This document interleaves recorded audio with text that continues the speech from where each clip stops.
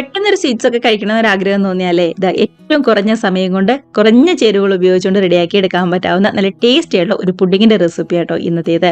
നമുക്ക് എല്ലാവർക്കും സിമ്പിൾ ആയിട്ട് റെഡിയാക്കി എടുക്കാവുന്നതേ ഉള്ളൂ. വായിലിട്ട അലിഞ്ഞിറങ്ങുന്ന വീണ്ടും വീണ്ടും ചോദിച്ച് കഴിക്കാൻ തോന്നുന്ന അത്ര ടേസ്റ്റുള്ള റെസിപ്പിയും കൂടി ആട്ടോ. അപ്പം മിസ് ചെയ്യാതെ എല്ലാവരും ഒരിക്കലെങ്കിലും ട്രൈ ചെയ്ത് നോക്കുക. കമന്റ്സ് ഒക്കെ ആണെന്നുണ്ടെങ്കിലും മറക്കാതെ അറിയിക്കണേ. അപ്പൊ നമ്മുടെ ഈ പുഡിങ്ങിന് വേണ്ടി ഒരു ബൗളിലേക്ക് ഒരു 1/2 കപ്പ് പാല് ചേർത്ത് കൊടുക്കുന്നുണ്ട്. ഇതിലേക്ക് ഒരു 2 ടേബിൾ സ്പൂൺ കസ്റ്റാർഡ് പൗഡറും അതേപോലെ തന്നെ 1 ടേബിൾ സ്പൂൺ കോൺഫ്ലവറും ആട്ടോ നമ്മൾ ചേർത്ത് കൊടുക്കുന്നത്. ഞാനിവിടെ വാനിലയുടെ ഫ്ലേവറുള്ള കസ്റ്റാർഡ് പൗഡർ ആട്ടോ എടുത്തിരിക്കുന്നത്. അതായിരിക്കും കുറച്ചും കൂടി നല്ല ടേസ്റ്റ് ഉണ്ടാവുന്നത്. 2 ടേബിൾ സ്പൂൺ നിറച്ച് തന്നെ എടുത്തിട്ടുണ്ട്. കൂടെ തന്നെ 1 ടേബിൾ സ്പൂൺ നിറച്ച് തന്നെ കോൺഫ്ലവറും കൂടി നമ്മൾ ചേർത്ത് കൊടുക്കുന്നുണ്ട്. അത് ഈ രണ്ടും മിക്സ് ചെയ്തിട്ടോ, കോൺഫ്ലവറും ചേർത്ത് കൊടുക്കണം, അതേപോലെ തന്നെ നമ്മുടെ കസ്റ്റാർഡ് പൗഡറും ചേർത്ത് കൊടുക്കണം. അതിനുശേഷം കട്ടകളൊന്നുമില്ലാതെ ഇതേപോലെ ഒരു ഹാൻഡ് വിസ്കോ സ്പൂണോ ഉപയോഗിച്ച് നന്നായിട്ട് തന്നെ ഒന്നിങ്ങനെ മിക്സ് ആക്കി എടുക്കാം. കണ്ടതാ ഇതുപോലെ നന്നായിട്ട് തന്നെ ഒന്നുകൂടെ മിക്സ് ആക്കി എടുത്തിട്ടുണ്ട് കേട്ടോ. നല്ലോണം തന്നെ ഒന്നുകൂടെ കട്ടിയായിട്ട് ശരിക്കും കുറുകി വരാൻ വേണ്ടിയിട്ടാണ് നമ്മൾ ഇതേപോലെ കോൺഫ്ലവറും അതേപോലെ തന്നെ കസ്റ്റാർഡ് പൗഡറും ചേർത്ത് കൊടുക്കുന്നത്. മാത്രമല്ല ആ കസ്റ്റാർഡ് പൗഡറിന്റെ ടേസ്റ്റ് ആട്ടോ കുറച്ചും കൂടി നല്ല രീതിയിൽ ഒന്ന് ഹൈലൈറ്റ് ചെയ്ത് നിൽക്കുന്നത്. ഇനിയിപ്പോൾ നമുക്ക് റെഡിയാക്കി എടുക്കാം.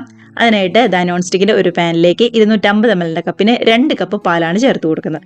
അതായത് 1/2 ലിറ്റർ പാലാട്ടോ ഇപ്പൊ നമ്മൾ എടുത്തിരിക്കുന്നത്. അപ്പൊ ഈ പുഡിങ്ങിലേക്ക് ആകെ വേണ്ടത് ഇതേപോലെ 2 കപ്പ് പാലും അതേപോലെ തന്നെ നേരത്തെ ചേർത്ത് കൊടുത്ത ഒരു 1/2 കപ്പ് പാലും കൂടി ആട്ടോ. മധുരത്തിന് വേണ്ടിയിട്ട് ഒരു 1/2 കപ്പ് പഞ്ചസാരയും കൂടി ചേർത്ത് കൊടുത്തിട്ടുണ്ട്. നമ്മുടെ ഈ പാലൊക്കെ ആണെന്നുണ്ടെങ്കിൽ നന്നായിട്ട് തന്നെ ഒന്നുകൂടെ തിളച്ച് വന്നതിന് ശേഷം വേണം റെഡിയാക്കി വെച്ചിരിക്കുന്ന കസ്റ്റാർഡ് പൗഡർ മിക്സ് ചേർത്ത് കൊടുക്കാനായിട്ട്. പാല് നന്നായിട്ട് തിളച്ച് വന്നപ്പോൾ ഒന്നും കൂടി ഒന്ന് മിക്സ് ആക്കിയിട്ട് വേണം കേട്ടോ കസ്റ്റാർഡ് പൗഡർ മിക്സ് ഇതേപോലെ ഒഴിച്ചു കൊടുക്കാനായിട്ട്. ഇല്ലാന്നുണ്ടെങ്കിൽ അടിയിൽ കട്ട പിടിച്ചിരിക്കും. അതിനുശേഷം ഗ്യാസിന്റെ ഫ്ലെയിം ഫുൾ ഫ്ലെയിമിൽ തന്നെ വെക്കുക. നന്നായിട്ട് തന്നെ ഒന്നുകൂടെ ഇളക്കി ശരിക്കും പാനിൽ നിന്നൊക്കെ നന്നായിട്ട് വിട്ട് വരുന്ന ഒരു പരുവാവുന്നവരെ നല്ലോണം ഒന്നുകൂടെ മിക്സ് ആക്കി കൊടുക്കുക കേട്ടോ. കണ്ടോ, ഇതിപ്പോൾ തിളച്ച് ഒന്നുകൂടെ യോജിച്ച് വന്നപ്പോൾ തന്നെ കട്ടിയായിട്ട് വരാനായിട്ട് തുടങ്ങിയിട്ടുണ്ട്. നോൺ സ്റ്റിക്കിന്റെ പാൻ ആയതുകൊണ്ട് തന്നെ പെട്ടെന്ന് ഇങ്ങോട്ട് വിട്ട് വന്നോളും. അതേപോലെ തന്നെ അത്യാവശ്യം വലിപ്പമുള്ള ഒരു പാനും കൂടി വേണം കേട്ടോ എടുക്കാനായിട്ട്. ചെറുതൊക്കെ എടുക്കുകയാണെന്നുണ്ടെങ്കിൽ ആകെ അങ്ങോട്ട് തിളച്ച് പുറത്തേക്കൊക്കെ പോകും. അടുത്ത തിളച്ച് പതുക്കെ ഒന്നും കൂടി കുറുകി വരാനായിട്ട് തുടങ്ങിയിട്ടുണ്ട്. ഈ സമയം ഗ്യാസിന്റെ ഫ്ലെയിം ഒരു മീഡിയത്തിൽ വേണം കേട്ടോ വെക്കാനായിട്ട്. ലോ ഫ്ലെയിമിൽ വെക്കേണ്ട, ഹൈ ഫ്ലെയിം അല്ലാന്നുണ്ടെങ്കിൽ മീഡിയം ഫ്ലെയിം. കൈയെടുക്കാതെ തന്നെ ഇളക്കി കൊടുക്കാനും ശ്രദ്ധിക്കണേ.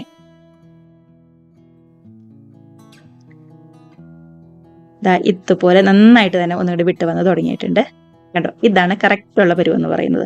നമ്മുടെ പാലൊക്കെ ആണെന്നുണ്ടെങ്കിലും ഒന്നും കൂടി ഒന്ന് കുറുകി കുറച്ചും കൂടി ഒന്ന് ടൈറ്റ് ആയിട്ട് വന്നിട്ടുണ്ട്. കണ്ടോ, ഇതുപോലെ. അപ്പൊ ഈ ഒരു കട്ടിയിൽ വരുന്നവരെ നമ്മൾ കൈയെടുക്കാതെ ഇളക്കി കൊടുക്കുക. പാനിൽ നിന്നൊക്കെ ആണെന്നുണ്ടെങ്കിലും നന്നായിട്ട് തന്നെ ഒന്നും കൂടി വിട്ട് വരാനും തുടങ്ങിയിട്ടില്ലേ. അപ്പൊ ഇത് മതി. ഇപ്പൊ ഗ്യാസ് ഓഫ് ചെയ്തിട്ട് നമുക്ക് മറ്റൊരു പാത്രത്തിലേക്ക് സെറ്റ് ചെയ്യാനായിട്ട് മാറ്റി കൊടുക്കാം.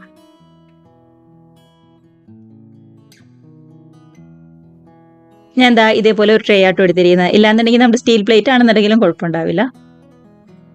അതിനുശേഷം ഞാനിവിടെ നെയ്യൊന്നും പറ്റി കൊടുത്തല്ല, നേരെ ഡയറക്റ്റ് ആയിട്ട് തന്നെ ഒഴിച്ചു കൊടുക്കുക കേട്ടോ ചെയ്യുന്നത്.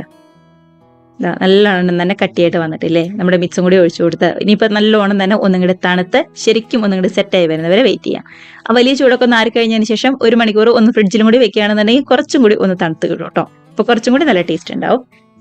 ശരിക്കും ഒന്ന് തണുത്ത് സെറ്റായി വരട്ടെ. അങ്ങനെ നന്നായിട്ട് തന്നെ തണുത്ത് വന്നപ്പോൾ ഞാൻ ഫ്രിഡ്ജിലും കൂടി വെച്ചിട്ടുണ്ടായിരുന്നു കേട്ടോ. അപ്പോൾ 1 മണിക്കൂർ കഴിഞ്ഞ് എടുത്തതാണ്. ശരിക്കും ഒന്നും കൂടി സെറ്റായി വന്നിട്ടുണ്ട്. ഇനിയിപ്പോൾ കാണാൻ കുറച്ചൊരു ഭംഗിക്ക് വേണ്ടിയിട്ട് ഇതേപോലെ 1 ടീസ്പൂൺ കൊക്കോ പൗഡർ ആട്ടോ ഞാൻ ചേർത്ത് കൊടുക്കുന്നത്. അല്ലാന്നുണ്ടെങ്കിൽ നമ്മുടെ ബൂസ്റ്റോ ബോൺവിറ്റോ ഏതാണെന്നുണ്ടെങ്കിലും കുഴപ്പമില്ല. ഇനിയിപ്പോൾ ഒന്നും ചേർത്തില്ല എന്ന് കരുതി ഒരു കുഴപ്പമില്ല കേട്ടോ. ഇതിപ്പോൾ ഫോട്ടോയ്ക്ക് കുറച്ചൊരു ഭംഗിക്ക് വേണ്ടിയിട്ട് മാത്രം ഞാൻ ചേർക്കുന്നു എന്നേ ഉള്ളൂ. കൊക്കോ പൗഡർ ചേർത്ത് കഴിയുമ്പോൾ കുറച്ച് മേളിൽ ആ കൊക്കോ പൗഡറിന്റെ ഒരു ടേസ്റ്റ് ഉണ്ടാവുമല്ലോ, അതാണ് വരുന്നത്. മറിച്ച് ബൂസ്റ്റോ അതേപോലെ തന്നെ ബോൺവിറ്റോ ഒക്കെ ചേർത്ത് കൊടുക്കുകയാണെന്നുണ്ടെങ്കിൽ കുട്ടീസിന് കുറച്ചും കൂടി ഇഷ്ടാവും. നമ്മളിപ്പോൾ മധുരത്തിന് വേണ്ടിയിട്ട് ഒരു 1/2 കപ്പ് പഞ്ചസാര മാത്രമേ ചേർത്തിട്ടുള്ളൂ. അത് കറക്റ്റ് ആണ്. ഒരുപാട് അങ്ങോട്ട് ഭയങ്കര മധുരം കൂടുതലില്ല, തീരെ അങ്ങോട്ട് കുറവില്ല. കറക്റ്റ് ആയിട്ടാട്ടോ എനിക്ക് തോന്നിയത്. അപ്പോൾ കുറച്ചും കൂടി ഒക്കെ മധുരം വേണമെന്നുണ്ടെങ്കിൽ അതനുസരിച്ച് നിങ്ങൾക്ക് ചേർത്ത് കൊടുക്കാവുന്നതേ ഉള്ളൂ. നല്ല അടിപൊളിയായിട്ട് തന്നെ വന്നിട്ടുണ്ട്. കണ്ടോ, ഇതുപോലെ വയലിട്ട് അലിഞ്ഞിറങ്ങുന്ന നല്ല സ്വീറ്റ് ആയിട്ടുള്ള ഒരു പുഡിങ് തന്നെയാണ്. റെഡിയാക്കി എടുക്കാനാണെന്നുണ്ടെങ്കിലും നല്ല എളുപ്പം അല്ലേ. അപ്പോൾ മിസ് ചെയ്യാതെ ട്രൈ ചെയ്ത് നോക്കുക. എല്ലാവരും ഹാപ്പി ആയിട്ടിരുന്ന് കഴിക്കുക. കമന്റ്സ് ഒക്കെ ആണെന്നുണ്ടെങ്കിലും മറക്കാതെ അറിയിക്കുക കേട്ടോ. അതേപോലെ തന്നെ വീഡിയോ റെസിപ്പിക്ക് ഇഷ്ടമായിട്ടുണ്ടെങ്കിൽ ഒന്ന് ലൈക്ക് അടിച്ച് ഷെയറും കൂടി ചെയ്യാനും, ആദ്യമായിട്ട് നമ്മുടെ ചാനൽ ആരെയും കാണുന്നവരുണ്ടെങ്കിൽ നമ്മുടെ ചാനലും കൂടി സബ്സ്ക്രൈബും കൂടി ചെയ്യാനായിട്ട് മറക്കല്ലേ. അപ്പം നമുക്ക് ഇതേപോലുള്ള പുതിയ നല്ല അടിപൊളി വീഡിയോസും റെസിപ്പീസൊക്കെ ആയിട്ട് വീണ്ടും കാണാം. അതുവരെ എല്ലാവർക്കും ബൈ.